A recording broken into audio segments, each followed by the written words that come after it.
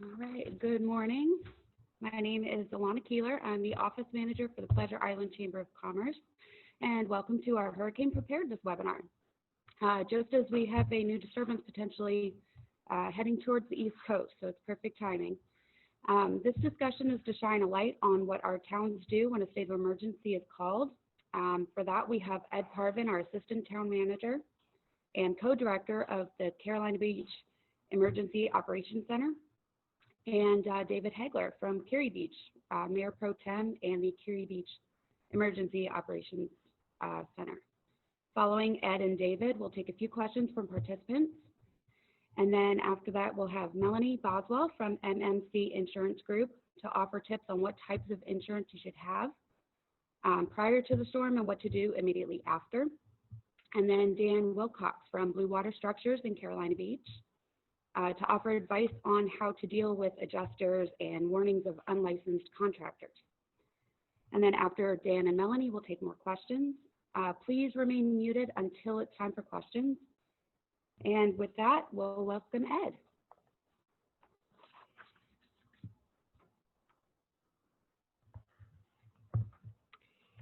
Good morning again, everyone. Again, I'm Ed Parvin. I'm the assistant manager with the town of Carolina Beach.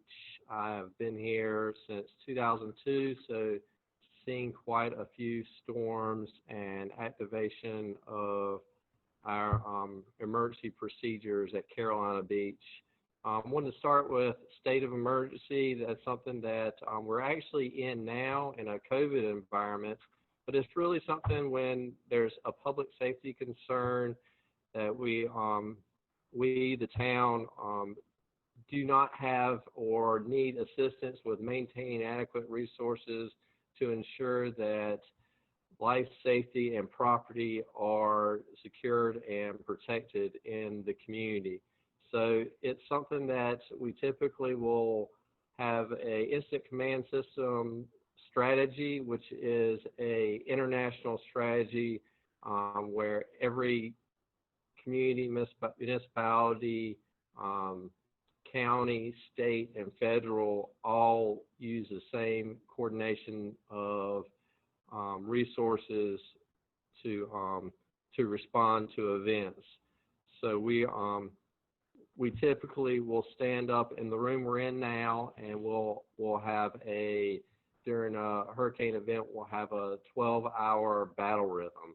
And what that means is we have folks in here that will be leading the response and recovery efforts, and they'll be planning the next 12 hours for the folks that'll be coming in. So you'll have a 7 a.m. to a 7 p.m. shift and a 7 p.m. to a 7 a.m. shift.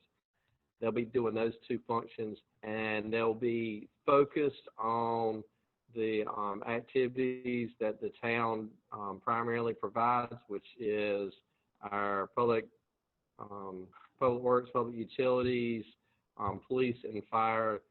They'll have amplified shifts for each of those and tasks and strategies that each of those teams going out will be undertaking to ensure safety of the community.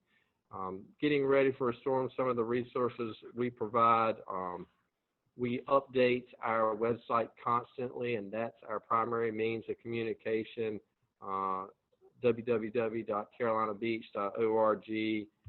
We do provide sand for community members, and that's usually just south of Mike Chapel Park. We'll have it stockpiled there for people who want to or need to have sandbags at their homes. And typically in a storm event for Carolina Beach, we're looking at flooding in multiple areas. So we're putting pumps out all across town on public infrastructure, and there are some private ponds that we also are responsible for maintaining.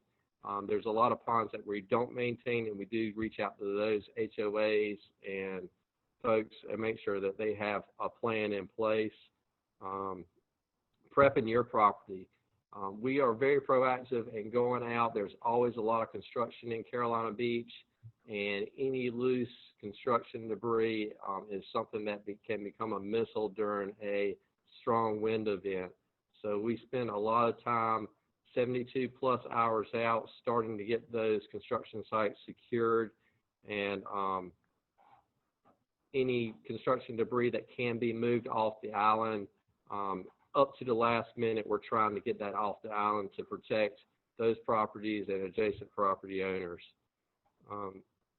Preparing to leave, make sure that you have options. You don't know what way the storm's going to go, so opportunities for getting off of the island. You need to have a plan in place on where you're going to go, and a plan to stay for multiple days.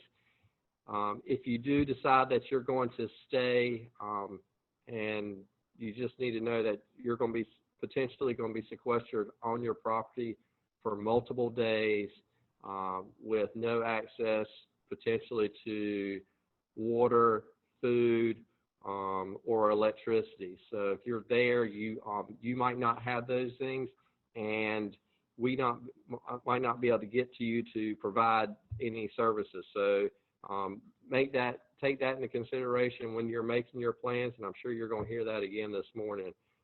Another thing I wanted to mention is don't come back too early. With Florence, we had quite a large flood event, and people were trying to come back. I went out. There's an area of Masonboro Commons where we do reentry passes, and there were people there that I knew from the community that had plenty of resources personally, but they had put themselves in a precarious position by going to that area and trying to wait for us to reopen the island, and we were not ready to reopen the island, and they could not get out of New Hanover County. They could not get a hotel room, and they were stuck there, and it was a bad position for them, especially if you have health issues. You don't want to put yourself in harm's way by, the storm had already passed, but they still could not, they were stuck. So please plan ahead, and take actions based on what you are reading on not only our website, but New Hanover County, Curia Beach, and state resources. I talked a little bit about New Hanover County. They are the conduit that the town utilizes, municipalities in New Hanover County utilize for gaining resources. If we need an additional pump or any type of resource to fight flooding or any event that we might have come to fruition in Carolina Beach, then we're going to put in a request through the county, and the county is our connection with the state. Be familiar with what types of resources the town offers and New Hanover County. The town is here to provide water, sewer, police, fire, stormwater. Those are the primary functions that we're here and we're trying to maintain for you. We do not have facilities for shelters. We are here, our staff is here, but if you're watching us right before a storm, you'll probably see our council chambers with some blow-up air mattresses in the corner because that's where we're staying. We do not have a facility to house folks in the community. If you come here, it's not a place that we can accommodate. So the county is the place to go for that, as well as health care for folks that are on the island. We try to track those, but the county is the resource that we go to help with those health issues. And I know every year we have a lot of questions about that.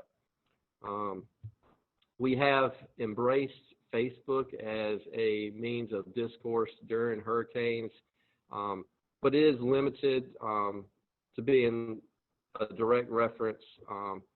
Our website is where we're putting information. So if we're putting something out on Facebook, it's typically to tell you just the basics, and more detail is on our website. You can always call in. We have volunteers that come in and help, and we have staff members that are manning phones. But as soon as we're getting information, we have a person 24/7 on those 2 12-hour shifts that's their job is a PIO, Public Information Officer, where they are updating our website and get that information. That's where you can find the best information for Carolina Beach, and that's where we want you to check. And we do, that's something that's communication, we work on every year, and we're trying to make sure that we have a clear plan and are utilizing the resources, whether it's our council members or PIOs, to get that information out, so it's so you have the latest and greatest from us. The re-entry passes, I'll mention that briefly as well. When you leave the island, make sure that you have, if you leave for a storm, if you do not have a pass, that you do have information, a water bill, copy of your lease, something that verifies that you are a resident in Carolina Beach. Make sure you have multiple forms of ID. Any documentation that you have at your house that you're worried about or need to keep, you need to bring that with you.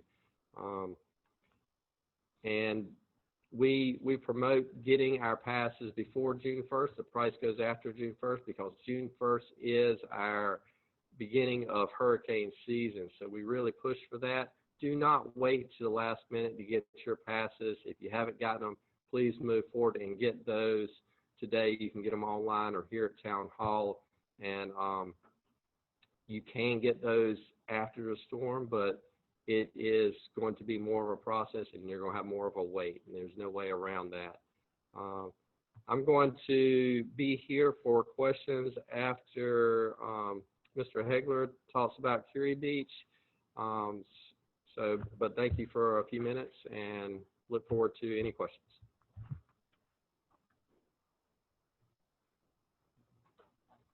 Thanks, Ed. I'm far enough away and take off the mask now. So my name is David Hegler. I'm the Emergency Response Coordinator for the town of Curie Beach. I've been in Curie Beach my whole life and responded to hurricanes longer than I want to think about. So kind of the first thing I want to talk about is evacuation. Ed did a really good job. But as you're thinking about a hurricane right now, you should think about just what Ed said, being in your home without anyone to help you, and taking care of yourself and your family if you decide not to evacuate. That's a very serious decision for you and your family to make, and you should talk about it and think about it. And you should have a plan for it. That plan should include either having a generator or doing without electricity for 3 to 5 days. During Hurricane Florence, Curie Beach was without power from Friday until Sunday afternoon, Monday morning. You should plan for potentially not having water, because if we don't have electricity, we may or may not have pumps running, and that means that the city water will not be coming to your home. That's a gallon of water per person per day.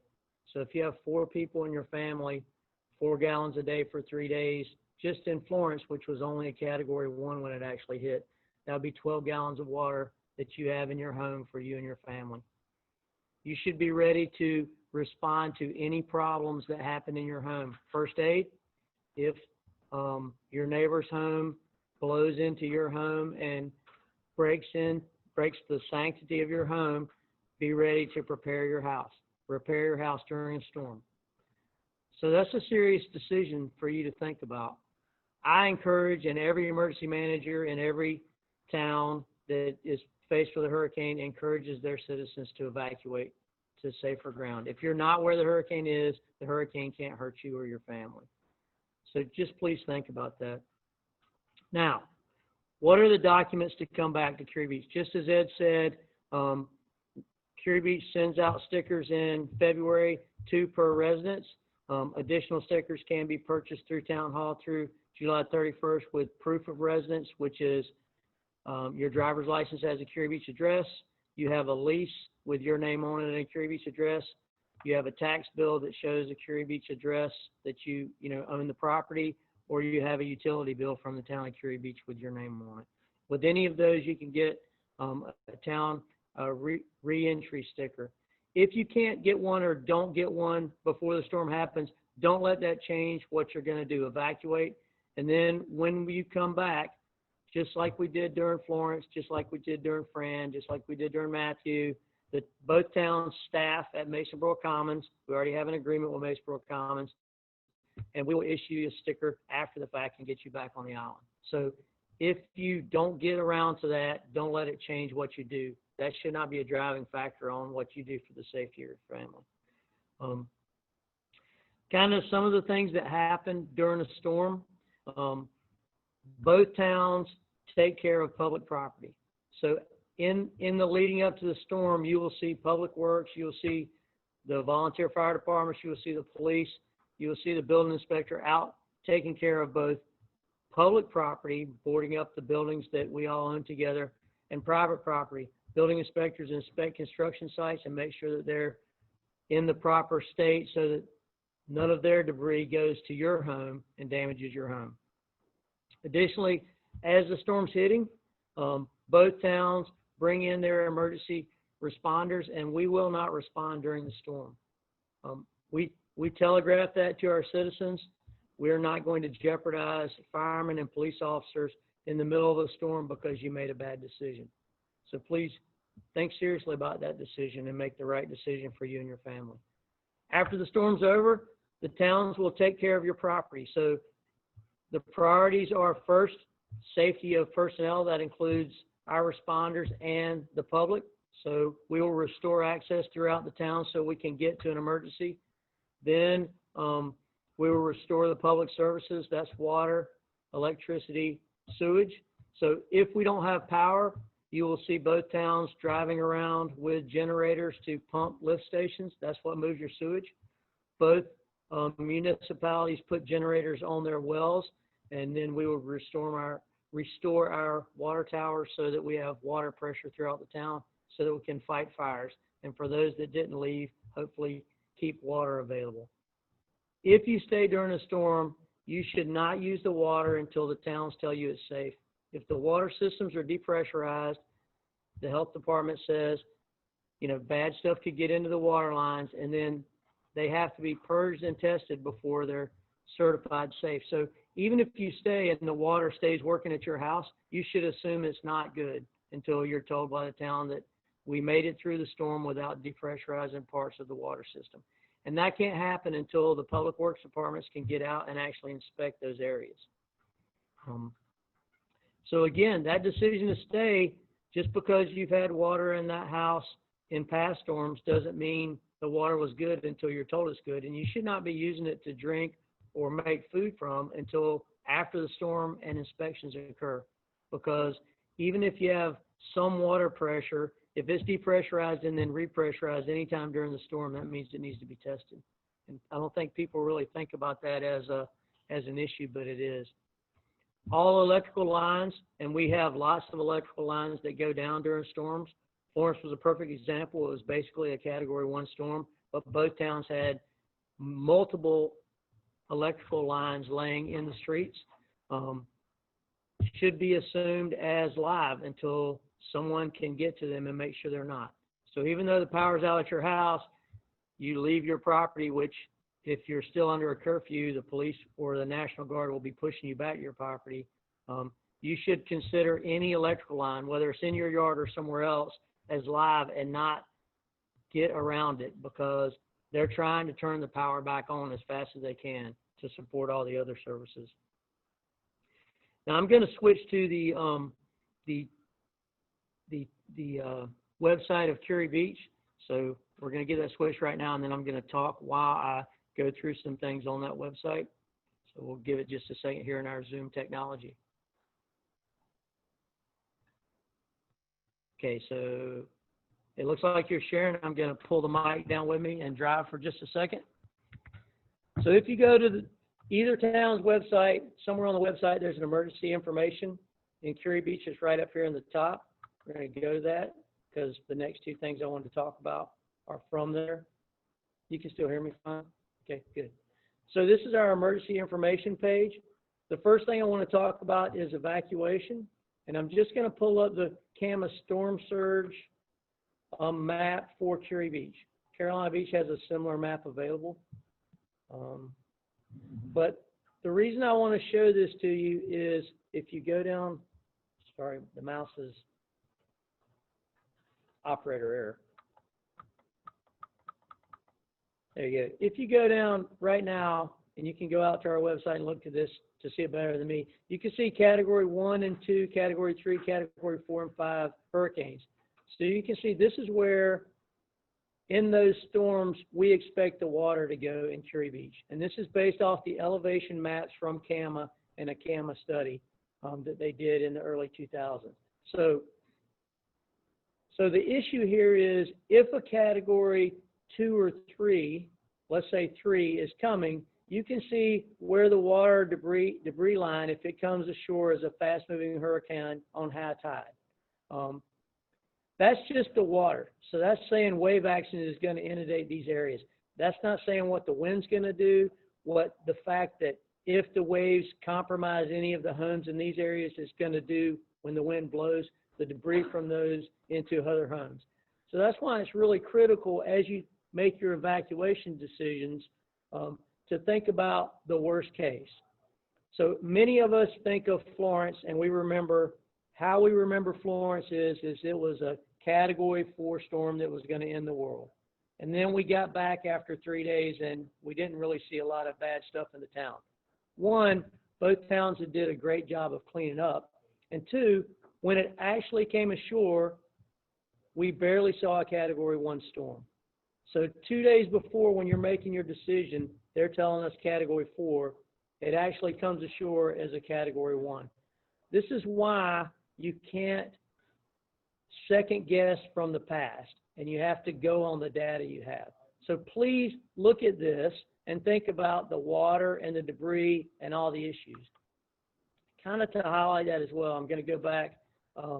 Our complete presentation is on the website. I'm going to pull up one page on page 22 just to highlight Florence, what it could have been versus what we actually saw. And you're welcome to look through this whole presentation.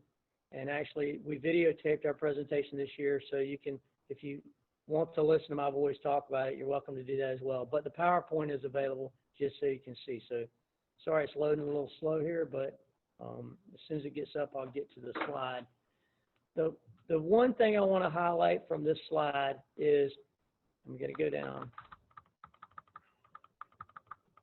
Sorry, you have to see all this stuff. Okay, so this is a picture of Mexico Beach, Florida, which was Hurricane Michael, the same year as Florence. 3 days before the storm, the forecast was exactly the same. So both of those storms by the National Hurricane Center 3 days before landfall said the same thing. It's very similar to Curie Beach in topography. And so I just want to show you the pictures.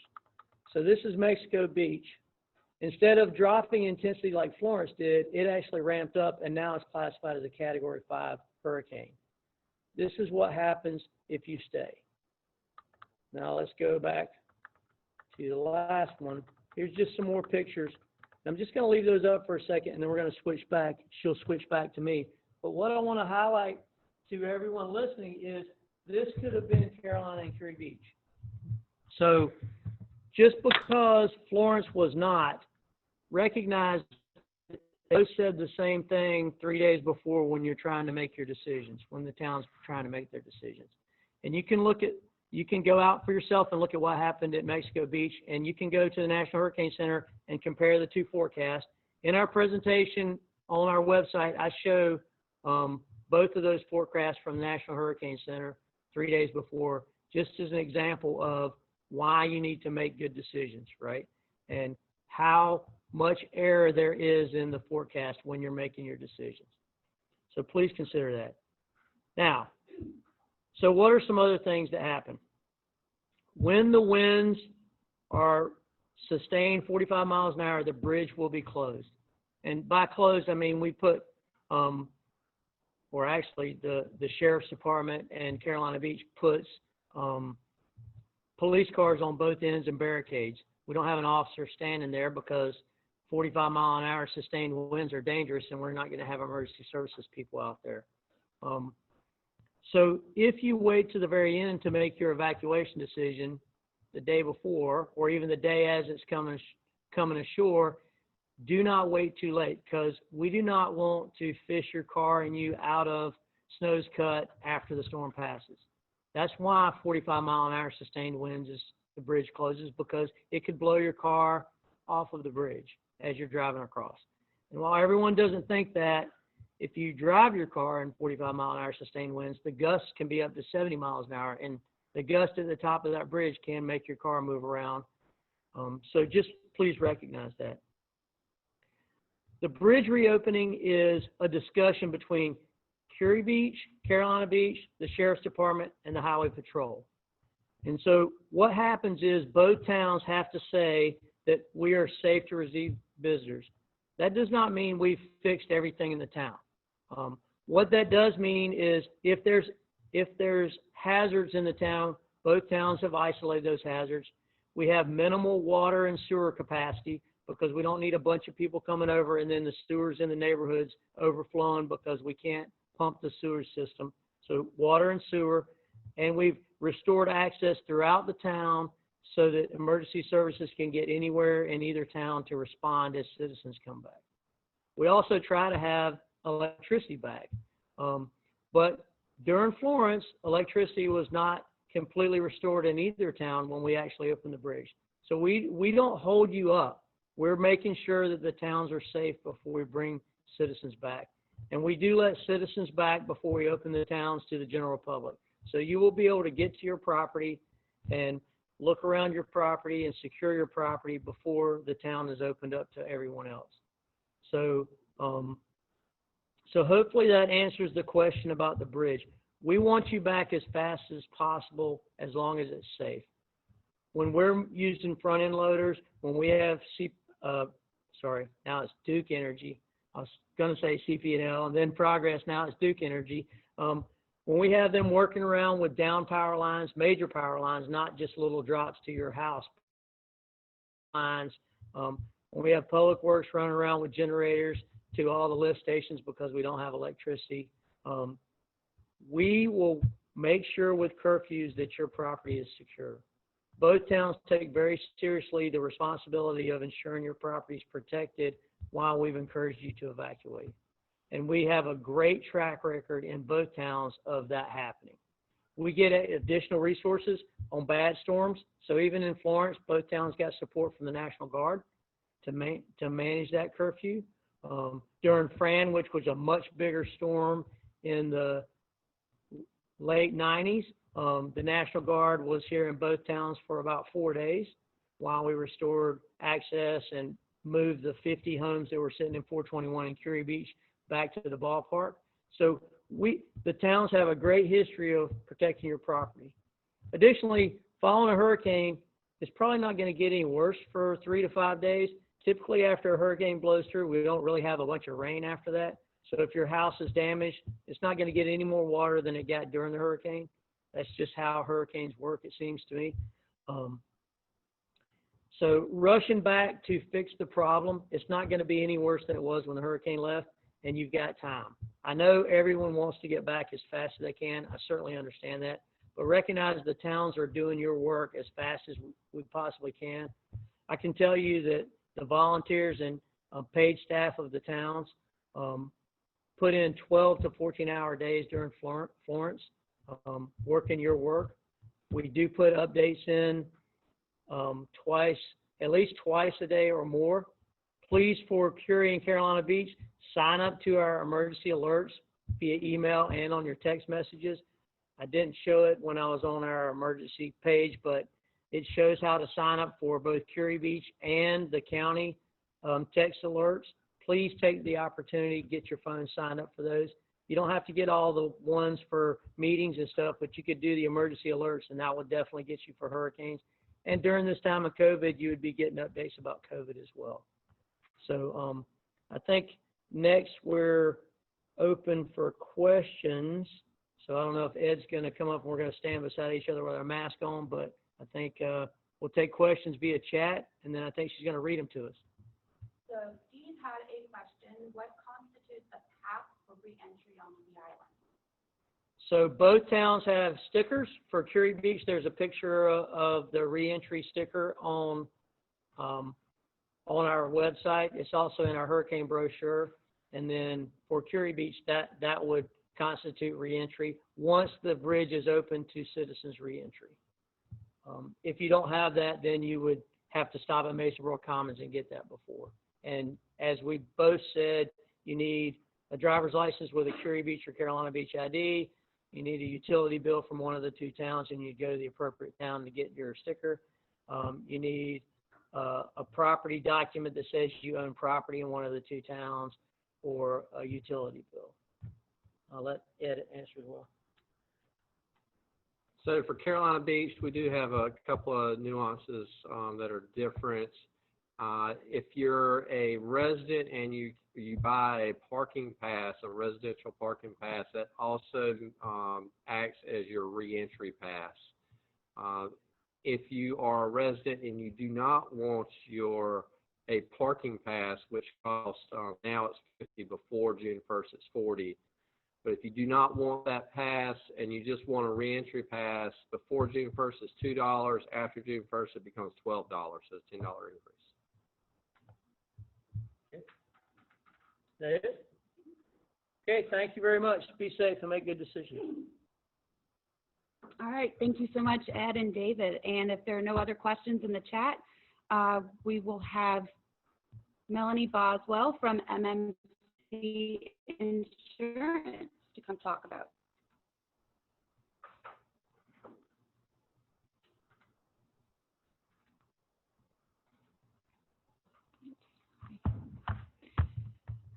Are you going to put PowerPoint? Okay. Bear with me 1 second. We're just going to grab the PowerPoint up.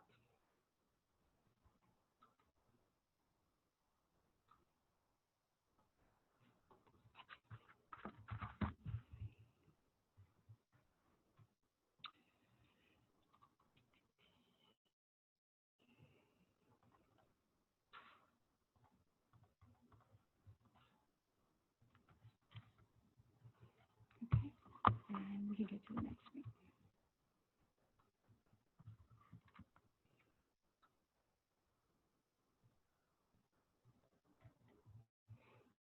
Okay, I'm Melanie Boswell, and I'm with MMC Insurance Group, and I'm here to speak to you about the insurance aspects during the hurricane. So there's many types of insurance, pretty much wherever you live. We can get the coverage for you. And there's a homeowner's policy, also known as an HO3. That's for mainly your primary residence. Also, a condo or an HO6 is going to cover the interior of condo.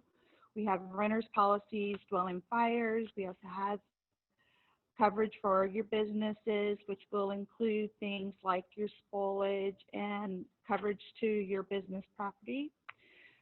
Here on the coast, it's very important to make sure you have wind and hail coverage and flood coverage, which is not just through the NFIP any longer. It's also, we can go into the private markets to get that for you.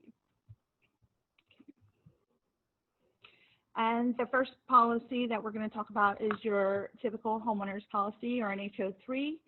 And you will need to make sure that your policy's dwelling coverage is at replacement cost, which is the cost it's going to cost to rebuild your home if you were to have a total loss. Not the amount of your mortgage or the market or tax value. The reconstruction cost should have enough to rebuild your home if you were to have a total loss. The extended replacement cost is an endorsement that's very important in a homeowner's policy. During times of major catastrophes, you will see that cost of materials and labor will go up. Most homeowners policies can be endorsed with a 25%, which is 25% on top of your dwelling coverage. Another one that we did find a lot of people use this coverage after Florence is refrigerated personal property. And a lot of people, even when they didn't have damage, they lost everything in the refrigerator because of the power outage. This endorsement is usually around $10 a year, and you will receive up to $500 for the contents of your refrigerator or your freezer. Ordinance of law is our next coverage you want to make sure that you have on your policy. And this is going to cover if your home is damaged and you are required to meet new building codes, to apply that coverage in there. A good example is polybutylene pipes. We had damage to our own home during Florence, and when the contractor got into one of the closets and tore the drywall, there was some poly piping that we were not aware of. This ordinance of law covered for that piping to be replaced. And you're going to see this next, I'm going to speak about on every type of policy, and that's loss of use. It's so important to have loss of use coverage. This is going to cover why you're displaced from your home. For instance, with us, it was 9 months during Florence. This is going to cover your rent and your expenses, why you are displaced and your home is being repaired. That's really important because most people are not going to have enough funds set aside to cover a mortgage that still has to be paid while the home is being repaired and pay for another rental property. And the expenses like your cable, your light, your water bill, all of those will be under this loss of use coverage. And the next one that's really, we have a lot of this here at Carolina and Curry Beach is a condo policy, RNHO 6. First and foremost, know your condo bylaws. Know what your master policy covers and what you're responsible as a condo owner for covering. Usually a master policy is going to cover the studs out and common areas. So that means you as the owner are responsible for the drywall in. That's going to include the ceilings, the flooring, the cabinetry, your tub, and then also your personal property on top of that. So just think of the personal property is if you took the condo, turned it upside down, if it falls out, that's personal property. If it's still attached, it is your the dwelling coverage on the inside that you're responsible for. And some policies will read that as additions and alterations. Flood insurance is not included for the interior use. If you have the master flood policy, you're still responsible for carrying the flood for the interior of your condo. There are HO6 policies that do include that you can endorse it and add the flood for at a max $100 a year for the flood for the interior. Your loss assessment on your condo policy, if you're assessed any portion of the master deductible from the damage, this loss assessment coverage will kick in and pay for up to the limits for that deductible. On condo policies, there's a couple of different ones. You can choose one that's going to make you specify your additions and alterations or the interior up against your personal property, or you can choose the blanket coverage, which is adds the two together. If it's up to $100,000, you can use that $100,000, whether it's the personal property or the interior combined. And a good example, most people think it's a lot to get that. You can get that $100,000 in coverage with flood insurance on it up to $100,000, and it's $1,200 a year. And that's for any location here, even oceanfront. And again, loss of use on a condo policy is going to cover for you to stay in another rental or a hotel while you are displaced from your condo. And renters policies. A lot of people do not think, since they don't own the home or the condo, that they do not need to insure it. Besides the fact that everybody needs liability coverage, you also need to cover your contents for the place that you're living at. Your landlord is not responsible for those, as well as to cover your spouses and your children, their contents inside the home as well. This also, you can receive refrigerated personal property on these policies, as well as the condo and the homeowners. And again, loss of use. You're going to, if the home is damaged, your landlord is going to need to repair that, and you're going to need somewhere to stay while it's being repaired. So that loss of use coverage will come into place there.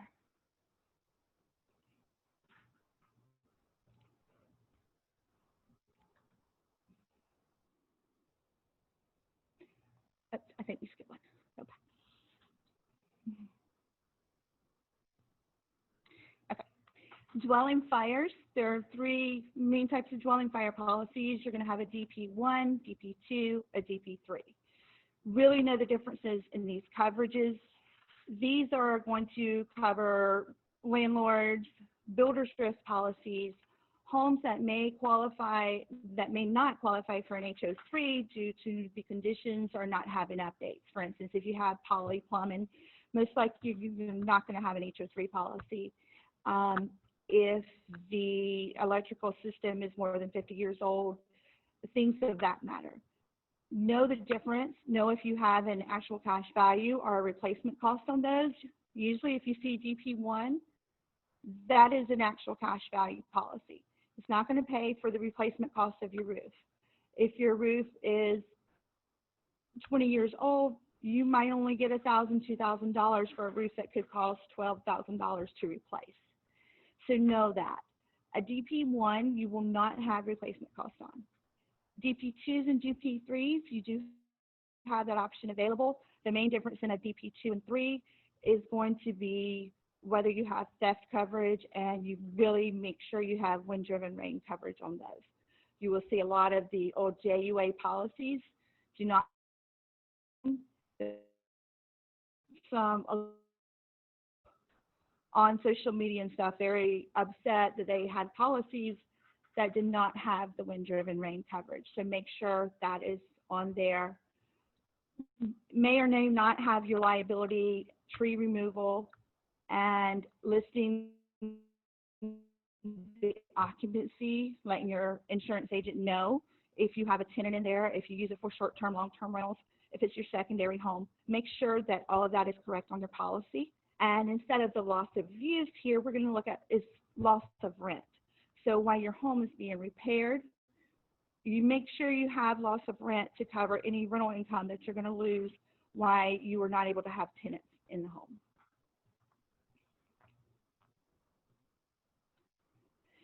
And wind and hail. Wind and hail may be included on any of the above policies, or you may have a separate policy altogether for it. Please make sure you have it. In my agency, we do not even write policies unless you have the wind and hail.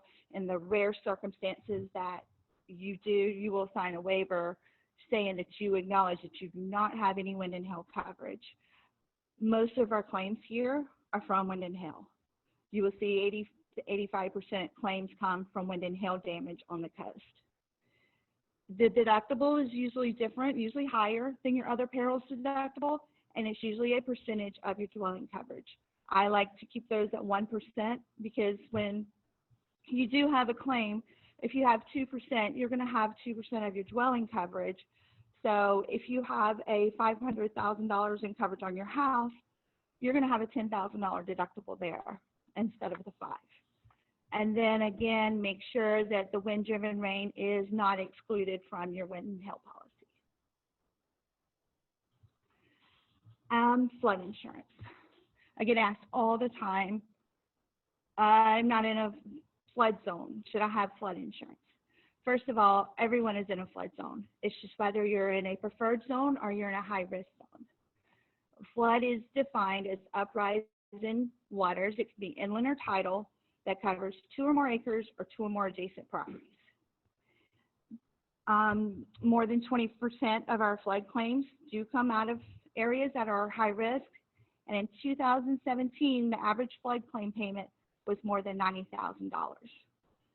Unless a loan closing or a MAP revision, if you're going through the NFIP, you will have a 30-day wait. There are private markets now that have came into play over the past few years that we can get policies issued as quick as the same day for flood. some have up to a 10-day wait, but you do not have to do the 30-day wait. One thing that is important to let you know that with flood insurance, with renter's insurance, condo, homeowners, once there's a storm in a certain vicinity, the carriers are going to cut us off from writing any coverage. So you don't want to wait until the storm is out there to call us to get a policy, because most likely we're not going to be able to do that for you. So go ahead, and that's why it's so important to make sure really at the beginning of the year, but all the time, make sure your insurance is in place, but start checking it as soon as hurricane season starts, before these storms start coming out. And you can call your agent, would be able to do a review for you at no cost to make sure you have all these coverages in place. The next way is to be prepared. You always want to maintain a flood policy. Do not think that the government is going to pay you if you don't. I've heard so many times, well, if they declare us a disaster area, I'll just get the disaster assistance. First, you don't just get the assistance. Those are mainly SBA loans. Those SBA loans are going to have to be paid back, and there's requirements. A lot of times you'll see the ones that need the SBA is going to require you to carry a flood policy before they issue the loan. Sometimes those policies can get into $12,000, $15,000. Just make sure you have that, or it's not even going to be worth it to acquire that SBA loan in some cases, with all the requirements that they do have you get for it. Always review your policy, itemize and photograph possessions. This is keeping an inventory of your home, of your contents. With technology, it's a lot easier to do that these days. You can literally before we evacuated from Florence, I took the phone, I took a video of the house so that I didn't forget things, because when you are dealing with a loss, you don't remember the things. Make sure your electronics, you have your serial numbers so you know what kind of electronic it is. There's a huge difference in different types of computers and TVs. Save your insurance agent's number in your phone. We have like a little share contact where it's just my insurance agent, and we send that right to the client so that they are able to contact us in an emergency. And keep your emergency kit with your cell phone charger, your cash. Keep important papers in a safe or a watertight container. This would include your insurance documents, so that, remember, your agent is going to most likely be in the same situation you are and evacuated. So if there's a chance that they don't have phone service, you're able to go online, if you're able to get internet, or you're able to call a 1-800 number for your policy. Of course, plan an evacuation route, know where to meet your loved ones if you're separated, and please always remember your pets. And filing a claim. If possible, if you're at the property, secure the home from further damage first, or have someone. There were a lot of contractors. I know Dan was one of them that were here on the island, and they helped a lot of the homeowners out, whether it be tarping their roofs, just trying to prevent any further damage after the storm. You want to notify your carrier or your agent. You may be able, of course, to file online if you're in a place where you can access the internet. Almost all insurance companies and contractors will work on a first-come, first-served basis, so making calls as quickly as possible can be crucial. Here in Florence, I was in a hotel room sitting there, and a neighbor that was a nurse on the next neighborhood was watching, and she was showing us our house. So I, for instance, go on, I filed a claim, and I had clients emailing me, calling, texting. So I was able to go right on and file their claim before the hurricane was even over, because from Florence was Friday and Saturday. So Saturday I was filing claims all day. Again, the household inventory, some people still like to get their little books and write down the list of all of the things they have, their contents in their home. And also a picture will suffice during this claim, and have a copy of your homeowner's policy handy, and go over the coverages that you've purchased. When you file the claim, have the policy near you so that you're able to refer to it when needed. And one thing, unfortunately, you're going to come upon with any type of claim, is, especially during a catastrophe, is going to be fraudulent adjusters. Insurance companies are usually going to have a third-party adjuster come out because there's so many claims during a storm. Those adjusters should know, they will know what carrier you have. So first, if they don't know who your carrier is, don't allow them to see your home.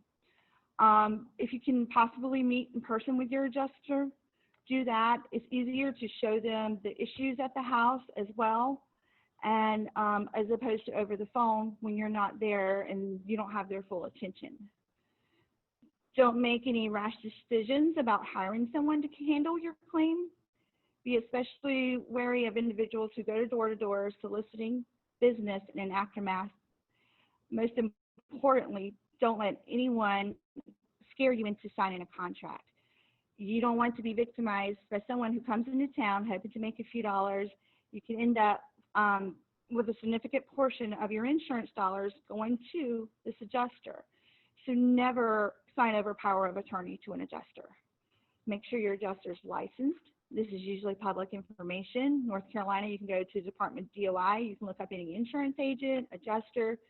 Make sure that you, if you have any doubt, and call your agent. Just call them. They should be able to look at your claim and tell you who your adjuster is. Again, just watch out for anyone who presents themselves as an independent adjuster, not employed by your carrier. If you're concerned, call them and just have them verify. Financial documents. This was not on the agenda, but I think this is very important, especially after the amount of lives that were lost in Florence. Have your estate documents in order, your will, your health care power of attorney, and your financial power of attorney. Make sure your life insurance is up to date. Consider disability insurance. If you're injured from storm damage or debris cleanup, you may be out of work and without a paycheck. Make an inventory of your home with photos or video backup to cloud. You want to be able to account for everything that you could be at a loss for. Prepare cash. You usually want to try to build up 3 to 6 months of cash reserves. Set up online billing and deposits. If the mail stops running, checks may not reach their destination, resulting in late fees or delayed paychecks. Consider consolidating accounts with one bank account to assess all your funds and bills in one spot. And with the end of that, just know your policy when the PowerPoint is up, if the screen being shared. You'll see this is my home during Florence. This is my home now. Of just knowing your policies and that agent go to bat for you so that you're already dealing with a lot. You shouldn't have to deal with fraudulent adjusters or being short. Just know, if you know your policy beforehand, you really can leave and evacuate knowing that if you do have a loss, your home is going to be as it was or better before the storm. Thank you.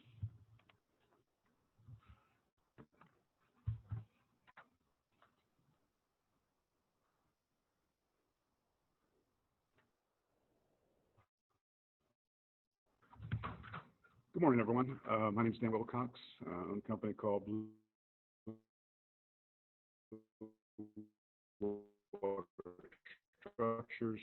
I've been in business. It's too sure I know I don't look that old, but apparently I am. A little odd for some people to speak to a full room full of people. To me, it's a little odd to speak to pretty much an empty room. But I got about 10 minutes to cover some issues that I've been asked to talk about. And most of them to do with my experience. Past the point that Melanie talked about, she's helping people get policies and helping them file claims. And for about the last 20 plus years of my contracting experience, I've dealt pretty intensively with storm damage claims and trying to advocate for homeowners that we're having problems getting, I would say, we'll call it fair amounts from the insurance company to cover the damages. I'll tell you from experience, there are some good insurance companies out there, and they will provide you a reasonably accurate loss assessment and settle your claim pretty quickly. And there are a lot of them out there that are well-known insurance companies that don't do the same. Just from my experience, I would say that about 85% of the claims we see, adjustments we see come back from insurance companies are undervalued with regard to what the owners are entitled for the repairs that are needed. Sometimes that can be resolved by the owner, who just takes that assessment that comes back from the insurance company, goes through it with the, meets with the adjuster, goes through it, and they come to some type of settlement that everyone's happy with. And oftentimes it goes, takes a lot more than that. There are some contractors that will advocate on a homeowner's behalf, that will meet with the insurance company adjusters, that will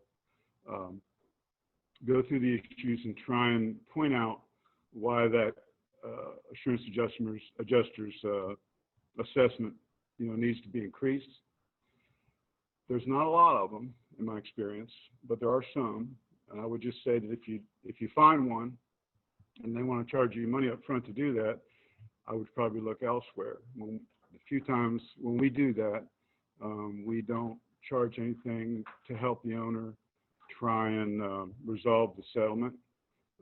After the settlement's resolved, if we can do the work on our schedule, we'll talk to the owner about that. But be careful about hiring anyone to do that for you. Check their background, check some references, things of that nature. If you've tried all other avenues and you don't feel like the settlement that's being offered you is fair, there are also licensed public adjusters that will work for you on your behalf. They do charge a fee, there's a percentage involved, and those adjusters are normally only going to be viable for your claim if your claim is relatively substantial. If it's a low amount on that claim, if it's $10,000, $20,000, $30,000 in that area, which is relatively low compared to a lot of the claims out there, it's probably not going to be cost effective for you to get a public adjuster involved. I do work and consult with public adjusters on these claims, and I also work directly with homeowners on these claims. So I'm not trying to color the insurance industry poorly, but a lot of the adjusters that come out that work for the insurance companies don't have a lot of construction experience. Sometimes they'll work with you and again will help reach the right number and settle that, and sometimes they won't. But don't be too quick to accept what the insurance company offers you until you've taken a good look at it yourself and you feel comfortable with it, or you've had a competent contractor or public adjuster or somebody that knows something about the whole process and knows something about your claim that can help provide some guidance to you. One thing Melanie mentioned, which I think is really important, is ordinance and law insurance. It's been our experience that when your building gets about, depending on the construction style of your building, but most condominiums, residential that are wood frame construction, when your building gets 12 years, 15 years old, it's time to consider ordinance and law insurance. And the reason for that is that over time, codes change pretty substantially. Over longer periods of times, codes change very substantially. So a lot of the homes and condos and stuff that we have on this island were built in the mid-'80s. And when we see those insurance claims come through, that they don't have any type of ordinance and law, they're not going to be happy with their insurance settlement because they're not going to be able to rebuild and repair that building to code where it's required to be repaired to code with the money that comes back from the insurance company. So I occasionally speak to HOAs, homeowner associations about this, and recommend to property managers that they recommend to their condo owners that they look into this type of insurance.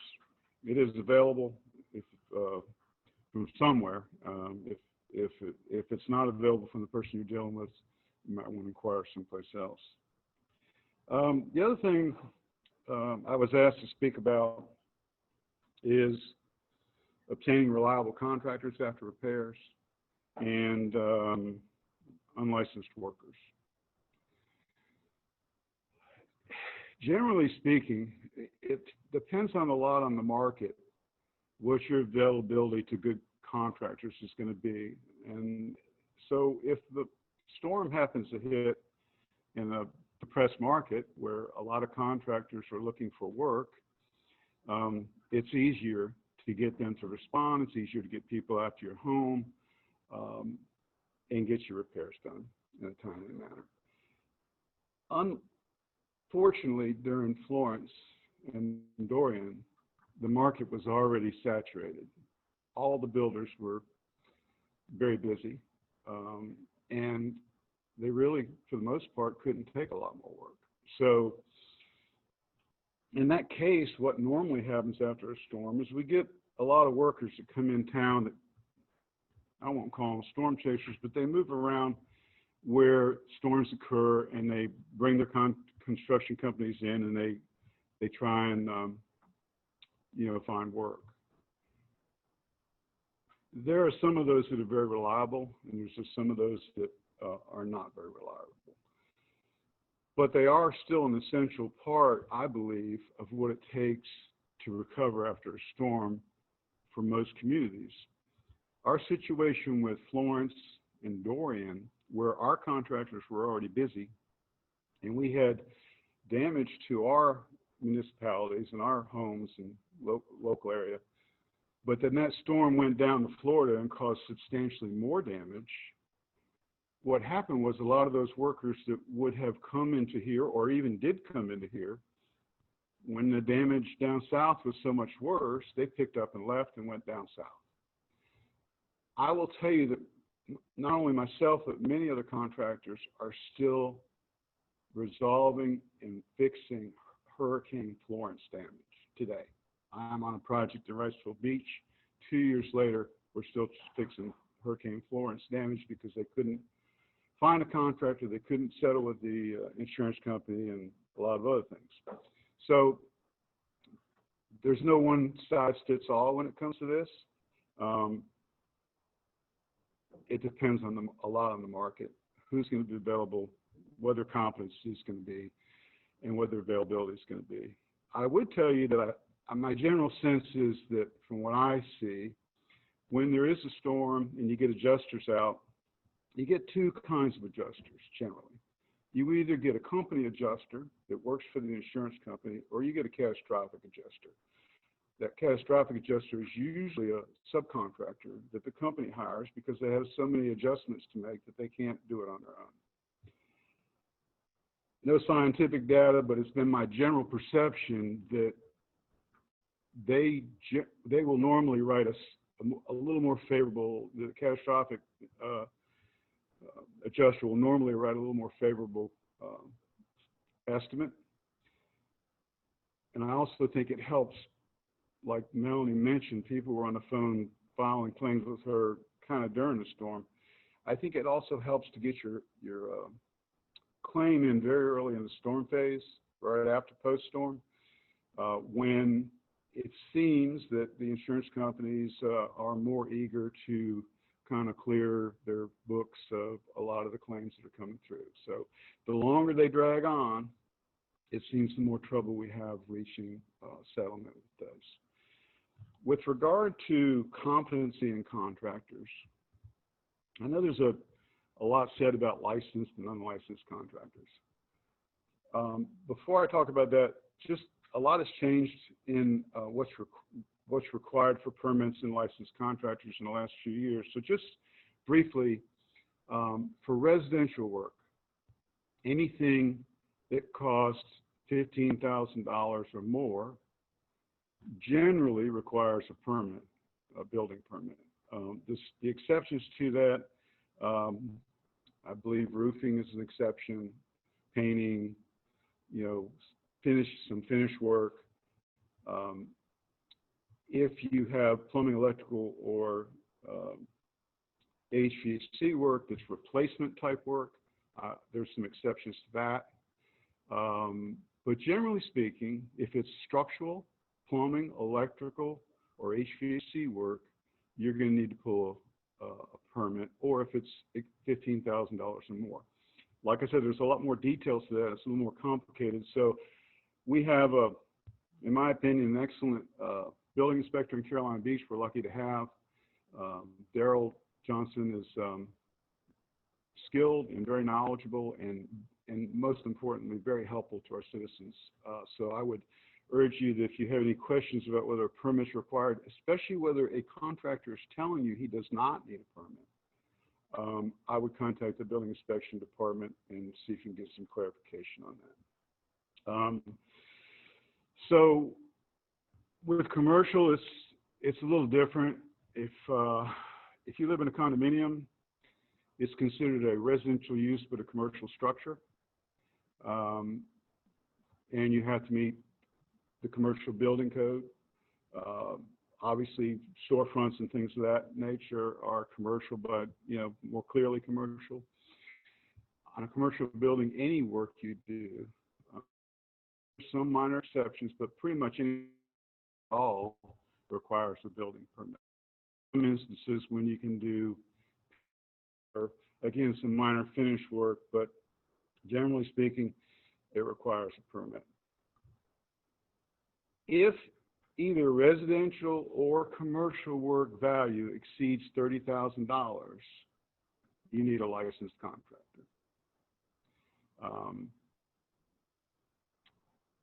If you are a homeowner that wants to contract their own work and hire subcontractors and pay them and manage the work, you can act as your own contractor, and you're allowed to do that as long as you're going to live in that home for a year, or you're going to stay in that business for a year. You can't build two offices on your property and lease one of them and stay in the other one. That exception won't apply to you, only for the units you're going to occupy. So back to the licensed and unlicensed. I've been doing this a long time. Some of the most skilled contractors and workers I've ever met were not licensed contractors. There's a lot of really good, not only competent, but caring contractors out there. We call them contractors, whether they're licensed or not, that will do a good job for you. It just gets harder to define sometimes who they are. The best way to ensure that you're getting that is to get references, recent references, and call those people and find out if they finished the job, if they did it on budget, if, what the circumstances were, and if they would be recommended.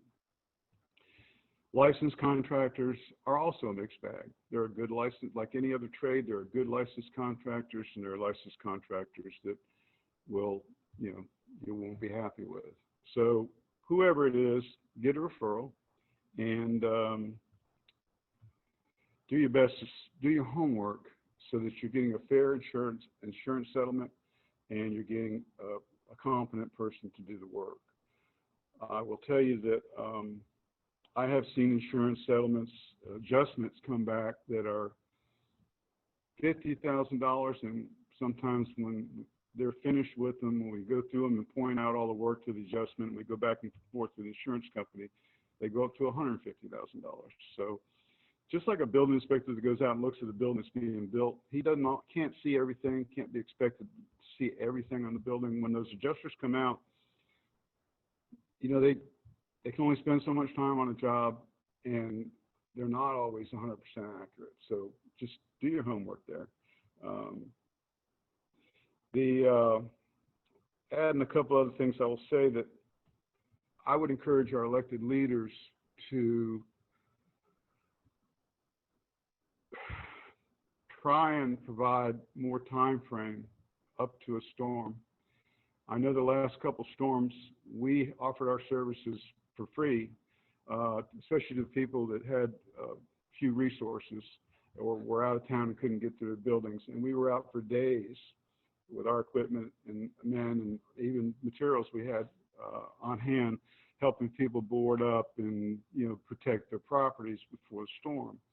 We probably could have done another 15 or 20 homes, but we weren't allowed to because we were asked to stop those activities a couple days before landfall. So I would just say that we have, especially in our neighborhoods, in our communities, I think Curie Beach and Carolina Beach, we have a fair amount of absentee owners that aren't here when the storm happens, and sometimes they have to call people to get them in and take care of them. We also have a fair amount of people that just financially can't go out and, you know, react as quickly or as adequately sometimes to get their homes protected. So we should try and work, not worry about the county's timeline. Let's worry about the timeline that's in the best interest of our citizens, and allow them as much time as they can to prepare for the storms. So, and with that, anything else you want to cover? We do have a question.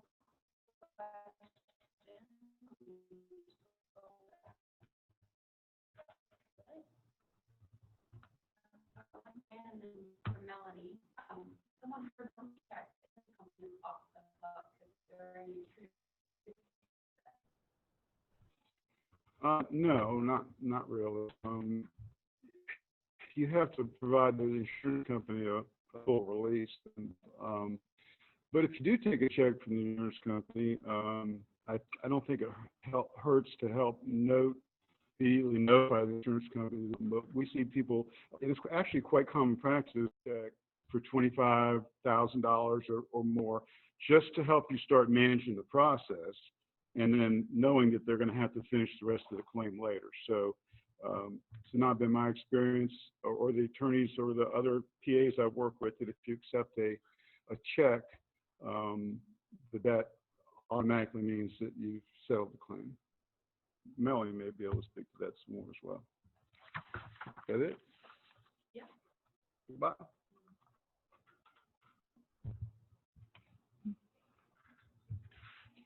And Dan is correct on that aspect of it. Just because in a homeowner's claim, it's not like an auto claim where usually with an auto claim, if you accept the check for whether it be the property damage or the bodily injury, you are settling the claims. That's not the case in the homeowners. Usually they're going to cut the check. Like for instance, your dwelling coverage is going to be a different check probably than your personal property. So just because they send you a check does not mean that you have settled your claim. In fact, we still have some claims from Florence that are still open, whether it be people just not replaced their personal property yet, have not turned in their receipts for loss of use. So no, just because you accept a check, it does not mean your claim is closed. And we have one other question is, there's double deductible for named storms. No. There is you have usually, if you have a policy that has the wind on it, or even if you have a separate policy, there's your other peril deductible, which is going to be if you have a fire, theft, water damage, it's not flood, of course. And then you're going to have either a named storm or a wind and hail. You can choose. I always like to choose the named storm because here on the coast, we have a lot of storms that cause damage that are not named. Even after Florence, if you remember 2 weeks after Florence, we had another crazy windstorm that did a lot of damages to homes and to roofs that were in the midst of being repaired that caused other damage. Those storms were not named. So that other peril deductible kicks into play. So for instance, if you, let's just use the $500,000 house, you have a $2,500 deductible. If you chose named storm, only the $2,500 deductible is going to come into play if it was not a named storm, whether it be a tropical storm or hurricane. Always during a named storm, you're going to either have the wind and hail or the named storm deductible, not both. So if you have the $500,000 house and you have a 1% named storm, you're going to see in most cases if you have 1% or 2%. It's 1% or 2% of your dwelling coverage. So with the $500,000 in dwelling coverage, you're going to have a $5,000 deductible.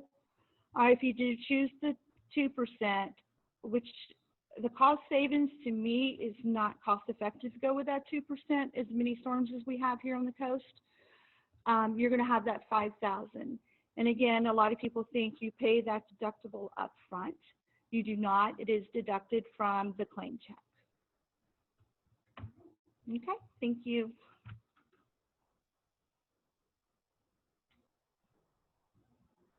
Okay, if we have no more questions, then we'll wrap it up. And thank you everyone for participating, and to Dan and Melanie and David and Ed for attending and speaking. Thank you guys so much.